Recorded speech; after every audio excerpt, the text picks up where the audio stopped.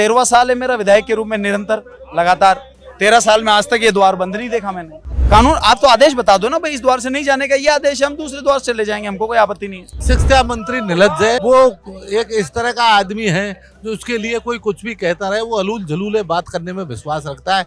Education system को वो समझता ही नहीं है। कोई भी देश, कोई भी प्रदेश बिना एजुकेशन के आगे नहीं बढ़ सकता। हमारा कांग्रेस पार्टी का पहले भी एजुकेशन सिस्टम को आगे बढ़ाने का उद्देश्य था, आज भी वही है, कल भी वही रहेगा और हम इस व्यवस्था को सुधार करेंगे। आज से राजस्थान विधानसभा का मानसून सत्र शुरू हो चुका है।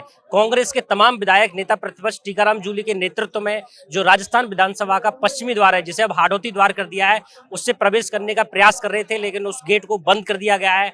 जब बंद कर दिया गया है तो जो तमाम कांग्रेस के विधायक है वो गेट के बाहर ही अपना विरोध प्रदर्शन व्यक्त कर रहे हैं। मेरे साथ में पूर्व मंत्री और कांग्रेस विधायक अशोक चांदना जी हैं, बातचीत करेंगे।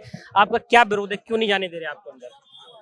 ये तो विधानसभा अध्यक्ष जी से पूछना चाहिए, जिनको जनता ने चुन के सदन में प्रदेश की आवाज उठाने के लिए चुना है, और जनता ही मालिक है इस सदन की, ना अध्यक्ष जी हैं ना कोई सरकार है, जनता इसकी मालिक है। तो मालिक के चुने हुए प्रतिनिधियों को रोकना और मालिक के अधिकारों को छीनना इनको कितना शोभा देता है, वो तो आपको उनसे पूछना चाहिए। नहीं, अध्यक्ष जी ने ये कर रखा है कि आप उस दर की तरफ जो पूर्वी द्वार है उससे एंट्री कर सकते हैं। तो इस द्वार में क्या दिक्कत है? कानून बताएं कि इस द्वार से नहीं कर सकते। ऐसा कोई कानून बता दे तो हम दूसरे द्वार से चले जाएंगे, कोई दिक्कत नहीं। और आप जो विरोध तो गाड़ियों से जा ही नहीं रहे, पैदल जा रहे हैं, पैदल में तो किधर से बैन है।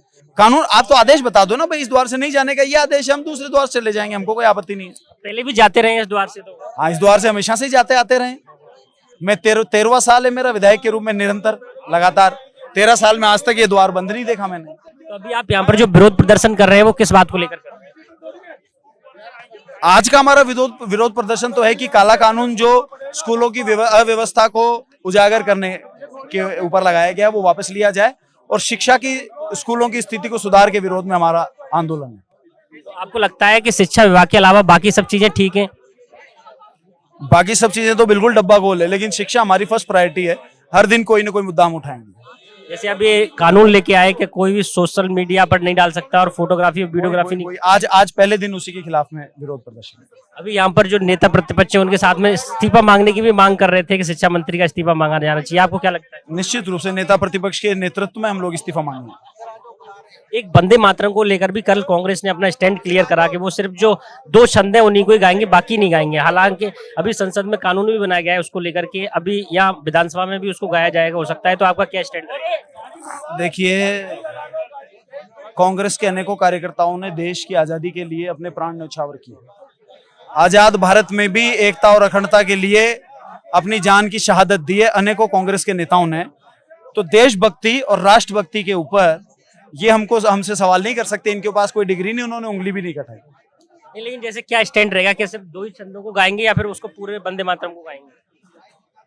नहीं, तो कांग्रेस पार्टी का स्टैंड ही हमारा स्टैंड है। मेरे साथ में और भी विधायक हैं, हम उनसे बातचीत करेंगे इसको लेकर के। मेरे साथ में घनश्याम मेहर जी हैं, उनसे बातचीत करेंगे। किस बात को लेकर के विरोध प्रदर्शन कर रहे हैं अभी आप यहाँ पर? अभी तो हम विधानसभा का गेट बंद कर रखा है। ये विधायकों की मतलब अधिकार का हनन है। इस तरह से गेट बंद नहीं करना चाहिए। और हमारी मांग सीधी सी मांग है, हम बच्चों को, छात्रों को जो आज इस एजुकेशन का जो सिस्टम खत्म किया है उस सिस्टम को सही किया जाए, पदों को भरा जाए। अध्यापकों की जगह खाली पड़ी है, हजारों बिल्डिंग प्रदेश में खराब पड़ी है, कमरे बैठने के लिए नहीं है उपलब्ध, बाथरूम नहीं है। तो इस तरह के हालात प्रदेश में खत्म हो गए। और जो सरकारी पैसा है उसको भाजपा के दफ्तरों में लगाया जा रहा है, बहुत सारे ऐसे कामों में लगाया जा रहा है जो प्रदेश का, इससे कोई विकास नहीं हो सकता। कोई भी देश, कोई भी प्रदेश बिना एजुकेशन के आगे नहीं बढ़ सकता। हमारा कांग्रेस पार्टी का पहले भी एजुकेशन सिस्टम को आगे बढ़ाने का उद्देश्य था, आज भी वही है, कल भी वही रहेगा और हम इस व्यवस्था को सुधार करेंगे। यहाँ पर शिक्षा मंत्री का इस्तीफा भी मांगा जा रहा है, आप क्या कहेंगे? शिक्षा मंत्री निर्लज्ज है, वो कोई इस्तीफा की हम मांग कर रहे हैं, पहले भी हमने कई बार मांग की है। वो एक इस तरह का आदमी है जो उसके लिए कोई कुछ भी कहता रहे, वो अलूल झलूले बात करने में विश्वास रखता है। एजुकेशन सिस्टम को वो समझता ही नहीं है। इस गेट से थोड़ा बहुत समझता तो प्रदेश की एजुकेशन व्यवस्था को सुधारता, थोड़ा बहुत कुछ काम करता। कोई काम वो नहीं करा, वो तो सिर्फ ट्रांसफर पोस्टिंगों में लगे हुए और उसमें भ्रष्टाचार हो रहा है, पैसा कमाने का काम कर रहे हैं। इसके अलावा कोई काम भारतीय जनता पार्टी नहीं कर रही। इस विधानसभा के इस गेट से तो आप पहले भी जाते रहे हैं, बजट सत्र के दौरान भी आप विरोध प्रदर्शन करते हुए जाते रहते थे, अब क्यों नहीं जाने दे रहे हैं, क्या कह रहे हैं? पता नहीं अब विधायकों के अधिकार का ही हनन हो रहा है। इससे ज्यादा और दुर्भाग्य की बात क्या होगी? इस गेट से क्यों नहीं हमको जाने दे रहे हैं, जबकि हर बार जाते हैं, रोज जाते हैं, तो आज नहीं जाने दे रहे। आप देख सकते हैं किस तरह की तानाशाही इस सरकार की है। तो आप कब तक बैठे रहेंगे यहाँ? जब तक गेट नहीं खुलेगा तब तक बैठे रहेंगे। लेकिन इसी गेट से जाएंगे? पर अंदर तो हम और कहां से जाएं, हम जाने का कोई रास्ता ही नहीं है। विधायकों का जाने का रास्ता तो यही है। जब गेट को ही नहीं खोलेंगे तो विधायक जाएंगे ही कैसे? तो इसका मतलब ये हाउस को ही नहीं चलाना चाहते। तो इससे ज्यादा दुर्भाग्य की बात नहीं हो सकती। ये सरकार जिस तरह की है, आज प्रदेश की जनता, युवा सब जान चुके हैं। और जिस तरह का इसमें तानाशाही हो रही है, कानून व्यवस्था भंग हो चुकी है, जिस तरह का भ्रष्टाचार हो रहा है, वो चरम पे है। और आज पूरी जनता त्राही त्राही मच रही है। इन लोगों को सत्ता से उठाट के ही दम लेंगे।